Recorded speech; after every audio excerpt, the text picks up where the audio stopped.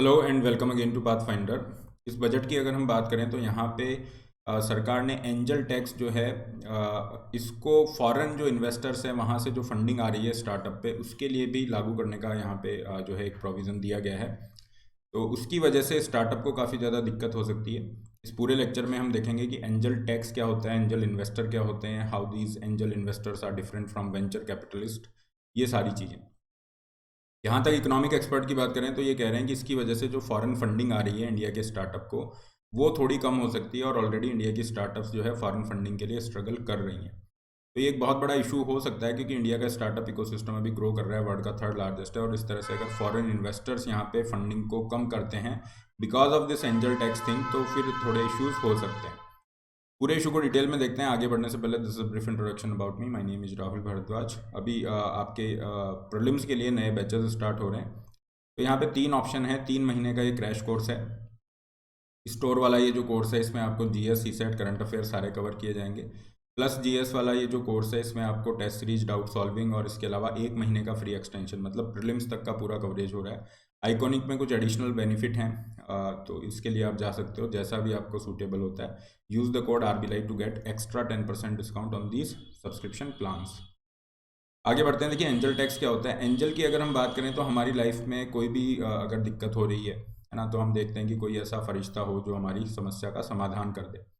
तो इसी तरह से जो नए बिजनेसेस होते हैं, मान लीजिए कोई बिजनेसमैन है या कोई इस तरह से नया आइडिया किसी के पास है, वो बिजनेस स्टार्ट करना चाह रहा है, वो बिजनेस शुरू करना चाहता है लेकिन उसके पास में पैसा नहीं है। तो यहाँ पे ऐसा इन्वेस्टर, जनरली ये इंडिविजुअल इन्वेस्टर्स होते हैं, हाई नेटवर्थ इंडिविजुअल जिनके पास बहुत सारा पैसा है, तो इस तरह के इन्वेस्टर उनके उस बिजनेस प्लान के अंदर इन्वेस्ट करते हैं, तो उनको हम कहते हैं एंजल इन्वेस्टर। तो ये जो एंजल इन्वेस्टर हैं जनरली इंडिविजुअल इन्वेस्टर होते हैं और इनका अपना खुद का अलग बिजनेस वगैरह है, लेकिन ये इन्वेस्टमेंट पर्पज से जहाँ पे इनको लगता है कि हाँ यहाँ पे स्कोप है, ये स्टार्टअप आगे ग्रो कर सकता है, तो अपना पैसा यहाँ पे फंडिंग के रूप में देते हैं। अब यहाँ पे इशू ये है कि जो भी नया स्टार्टअप है, अगर उसको लग रहा है कि मेरी ब्रांड वैल्यू अच्छी है, मार्केट में एक्सपेक्टेशन अच्छे जा रहे हैं, तो फिर वो अपने शेयर जो है, जो नई कंपनी है, स्टार्टअप मतलब एक नई कंपनी, इनोवेटिव आइडियाज़ पे बेस्ड नई कंपनी, तो वो जो अपने शेयर को इशू करेगा, तो जनरली ये क्या करते हैं कि मार्केट में काफ़ी अच्छा चल रहा है तो ये अपने शेयर को इशू करते हैं, जो भी इन्वेस्टर है उनको, जो कि फेयर मार्केट वैल्यू होगी उसकी, पर्टिकुलर शेयर की जो भी फेयर मार्केट वैल्यू होनी चाहिए उससे ज़्यादा प्राइस पे वो इशू करते हैं, बिकॉज ऑफ दिस एक्सपेक्टेशन कि हमारा काफ़ी अच्छा चल रहा है।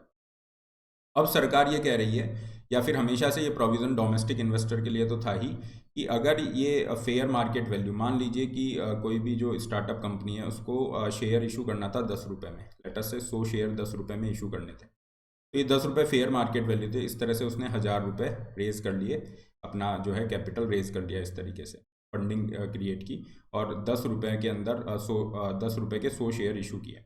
लेकिन अगर कंपनी को लगता है कि नहीं काफ़ी अच्छा चल रहा है, तो यहाँ पे मान लीजिए कंपनी 20 रुपये का कर देती है एक शेयर, और इस तरह से 100 शेयर इशू करती है, तो इसने 2000 रुपये की फंडिंग उठा ली। तो जनरली फेयर मार्केट वैल्यू के हिसाब से हो रहा था कि 1000 रुपये ही होना चाहिए, लेकिन अब यहाँ पे कंपनी उठा रही है 2000 रुपये। तो ये जो एक्स्ट्रा 1000 रुपये आ रहा है, excess of fund raised at the price about the fair value, इसको इनकम के रूप में ट्रीट किया जाता है और इसके ऊपर टैक्स लगता है। तो ये जो एक्स्ट्रा 1000 रुपये है इसको इनकम के रूप में ट्रीट किया जाएगा, और उसके ऊपर 30.9% का ये टैक्स यहाँ पे लगाया जाता है।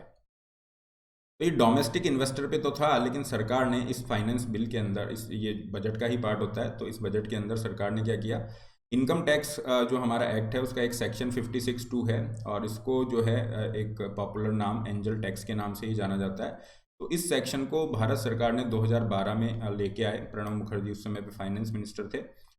लाने का रीज़न ये था कि कई बार इस तरीके से ये फंडिंग उठाते हैं तो उसके माध्यम से मनी लॉन्ड्रिंग की जाती है ना, अनअकाउंटेड मनी जो है उसको यूज़ करना, या फिर इस तरीके से जो अनअकाउंटेड मनी है उसको जनरेट करना। तो इस तरीके से जो गलत यूज़ हो रहा है, मनी लॉन्ड्रिंग हो रही है, उसको रोकने के प्रयास के माध्यम से ये नया सेक्शन ऐड किया गया एंजल टैक्स वाला 2012 में।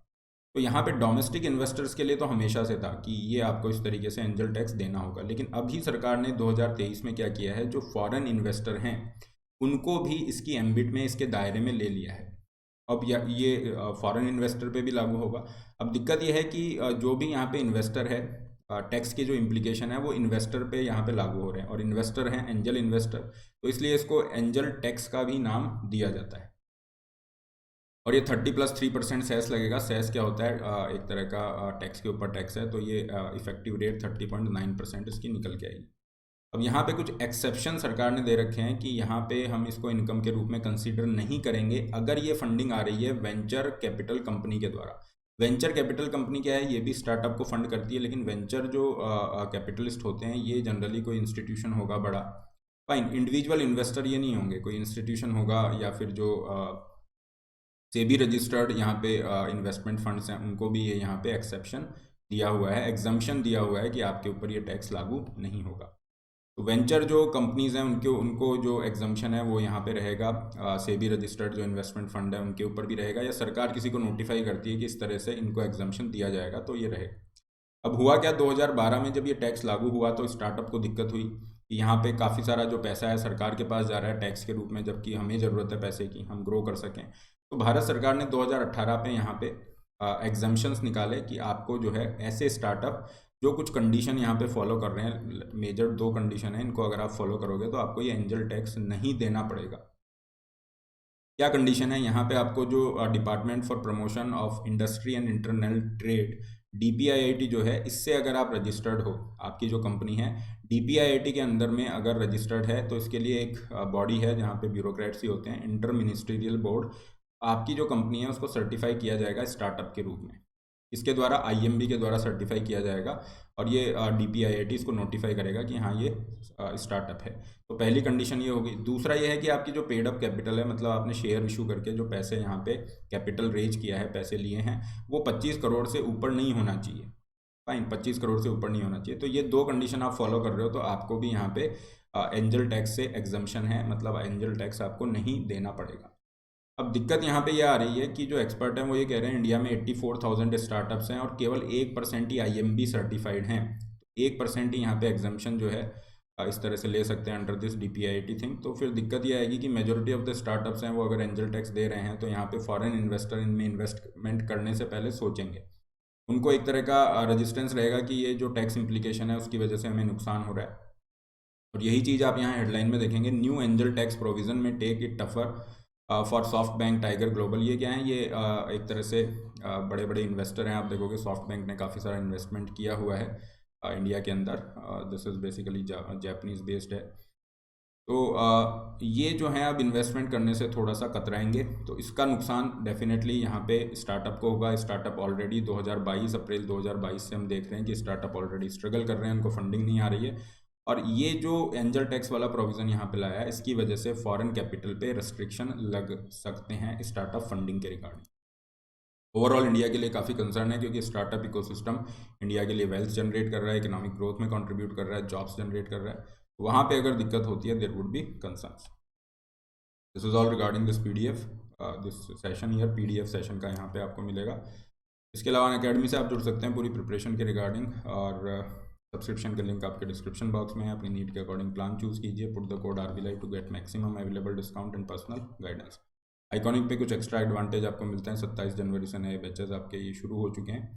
केवल NCERT ज्वाइन करना चाह रहे हैं तो 1 फरवरी से NCERT का बैच है, 3 महीने का ये कोर्स है, 3999 इसकी फीस है, जिसमें 6 से 12th क्लास की NCERT कराई जा रही है।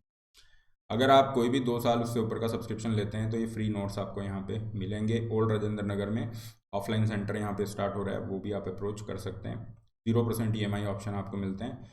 4 फरवरी को 12 बजे दिल्ली के अंदर आपका बिगेस्ट एवर सेमिनार हो रहा है, ये QR कोड स्कैन करके आप रजिस्टर कर सकते हैं। All for today, have a great day and don't forget to like share.